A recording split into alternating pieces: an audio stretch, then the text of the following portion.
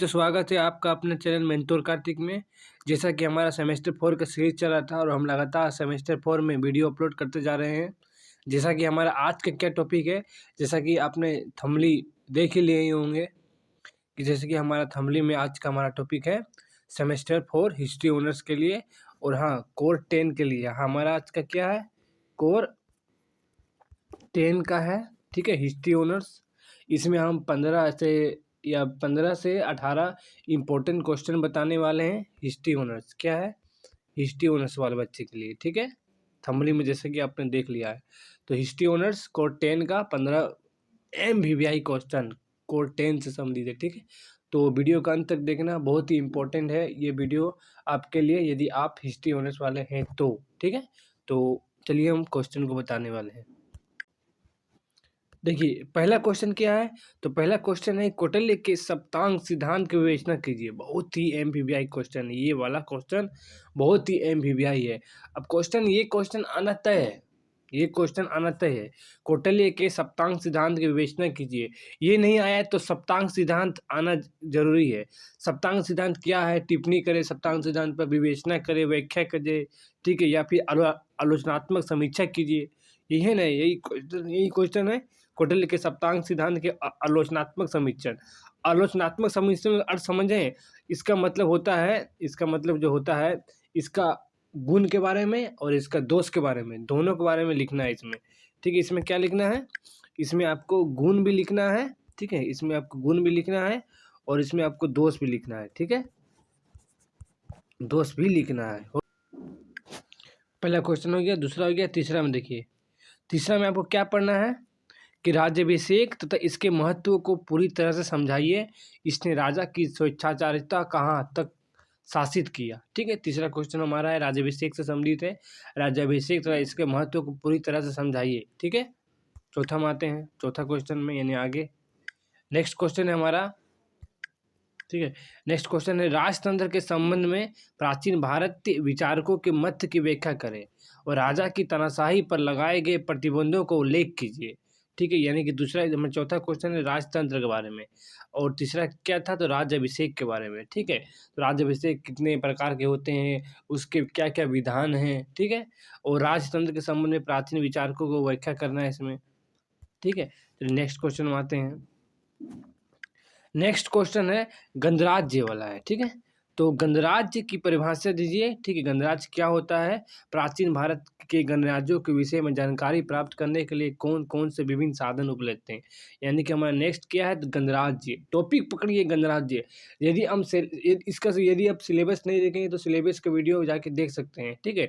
ये सब इसका सिलेबस था, सिलेबस में गणराज्य था, फिर क्या था, राजतंत्र था, राज्याभिषेक था, और हम वही तीनों सिलेबस से ही क्वेश्चन निकाले हैं कि गणराज्य को परिभाषित कीजिए, प्राचीन भारत में गणराज्य के विषय में जानकारी प्राप्त करने के लिए कौन कौन से साधन थे, ठीक है। आगे देखिए नेक्स्ट क्वेश्चन में क्या है कि प्राचीन भारत के कुछ गणराज्य का परिचय दीजिए। अब क्वेश्चन दे देगा 4-5 जो गणराज्य दे देगा, अब बोलेगा कि इनमें टिप्पणी लिखें, तो वही क्वेश्चन 5, 6, 7, 8 कम से कम 10 गणराज्य को इसमें परिचय दे दीजिए, ठीक है। प्राचीन कुछ मतलब कि कुछ जैसे कि कोई गणराज्य हुआ उसके बारे में थोड़ा सा लिख दीजिए, फिर थोड़ा सा लिख दीजिए, फिर थोड़ा सा लिख दीजिए, यही आपको लिखना है इसमें, हो गया। चलिए आगे नेक्स्ट बढ़ते हैं।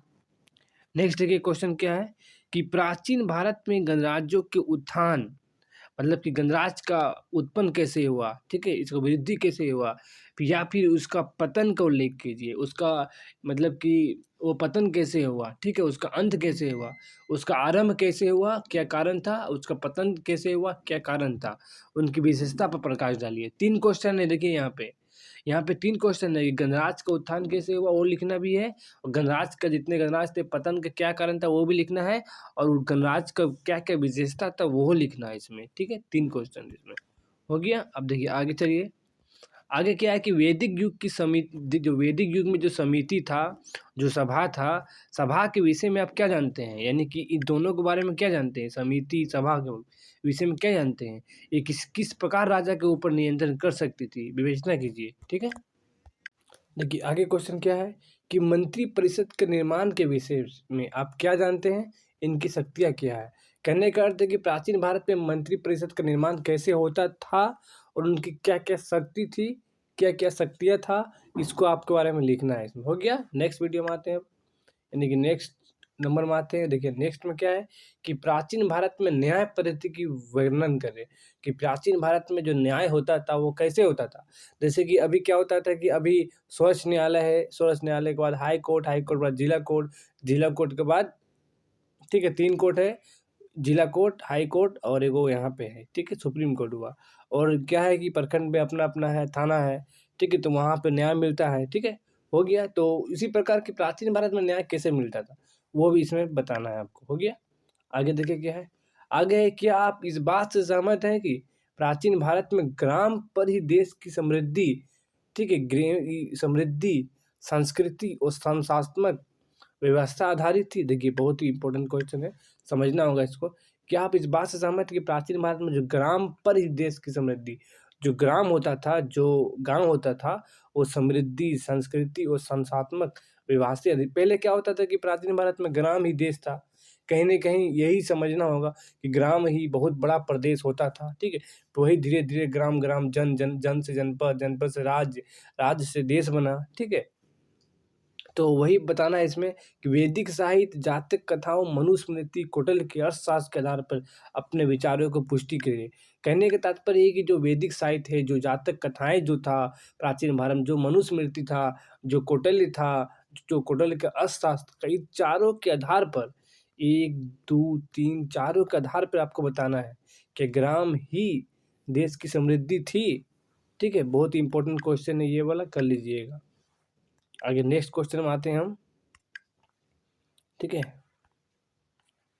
तो नेक्स्ट क्वेश्चन क्या है हमारा, नेक्स्ट क्वेश्चन की प्राचीन भारत में स्थानीय स्वशासन प्रथा का संक्षेप में वर्णन करें, ठीक है। प्राचीन भारत में स्थानीय स्वशासन का प्रक्षेप में, ठीक है, प्रक्षेप में वर्णन करना है आपको। हो गया वही स्थानीय स्वशासन का, प्राचीन भारत में स्थानीय स्वशासन। कहने का तात्पर्य समझिए, प्राचीन भारत, प्राचीन भारत जहाँ से कहाँ से, तो मान लीजिए यहीं से, मान लीजिए हड़प्पा से, मान लीजिए हड़प्पा में कैसा था, ठीक है, स्थानीय प्रशासन। फिर धीरे धीरे वैदिक काल में, फिर वैदिक के बाद मगध में, मगध से क्या हुआ कि, मगध से क्या हुआ कि मौर्य में, मौर्य से गुप्त में, ये पूरा स्टेप बाय स्टेप आपको शासन, ये स्थानीय शासन के बारे में बताना है इसमें, ठीक है। कहीं डायरेक्ट नहीं घुस जाइए कि हाँ गुप्त काल में ऐसा था, खाली एक को नहीं बताना है कि शुरू से लेकर अंत तक बताना है, ठीक है। प्राचीन भारत बताना है, पूरा प्राचीन भारत, ठीक है। ठीक है, आगे क्या है कि आगे बताना है कि मौर्य प्रशासन की प्रमुख विशेषता। बहुत ही एमबीबीआई क्वेश्चन है, ये क्वेश्चन भी आना तय है। मौर्य प्रशासन की प्रमुख विशेषता क्या था, क्या केंद्र सरकार था, मतलब मौर्य प्रशासन में केंद्र था, अलग था, प्रांत अलग था, ग्राम अलग था, ये तीनों के बारे में आपको लिखना है इसमें, ठीक है। चलिए आगे देखते हैं क्या है। आगे क्वेश्चन है कि गुप्त साम्राज्य की शासन प्रणाली का उल्लेख कीजिए। बहुत ही इंपॉर्टेंट है, गुप्त साम्राज्य की शासन प्रणाली थी वो कैसा था, ठीक है। उनके गुण, उनके दोष पर प्रकाश डाले, देख लीजिए यहाँ पे। और यानी कहीं ना कहीं आलोचनात्मक परीक्षण करने बोल रहा है। दोष का मतलब क्या होता है, दोष का उसका नेगेटिव, तो गुण का मतलब पॉजिटिव। तो वही गुप्त साम्राज्य का जो शासन प्रणाली था, कहीं ना कहीं वो पॉजिटिव, उस पॉजिटिव बताना है आपको और नेगेटिव बताना है, दोनों को मर्ज करके वहाँ पर लिखना है। वहाँ पे हो गया। देखिए आगे क्या है, नेक्स्ट क्वेश्चन में चलते हैं कि कुषाण राज शासन की प्रमुख विशेषता। जो कुषाण का राज व्यवस्था था, शासन, जो शासन प्रणाली थी कुषाण का, उनकी मुख्य विशेषता पर प्रकाश डालना, मुख्य, ठीक है, मुख्य पे विशेषता क्या क्या था आपको इसमें बताना है। हो गया। नेक्स्ट क्वेश्चन में कि चोल प्रशासन की मुख्य विशेषता। देखिए बहुत ही एमबीबीएस क्वेश्चन है ये, आखिरी वाला क्वेश्चन, ठीक है। और ये गुप्त वाला, ये मौर्य वाला, मौर्य वाला और चोल प्रशासन बहुत ही इंपॉर्टेंट है। चोल प्रशासन की मुख्य विशेषता पर प्रकाश डालिए। और हाँ, चोल प्रशासन भी बहुत कैटेगरी में था, केंद्र का अलग था, प्रांत का अलग था, स्थानीय बहुत फेमस था। चोल का स्थानीय प्रशासन बहुत ही फेमस था, ये बहुत ही फेमस है, ठीक है।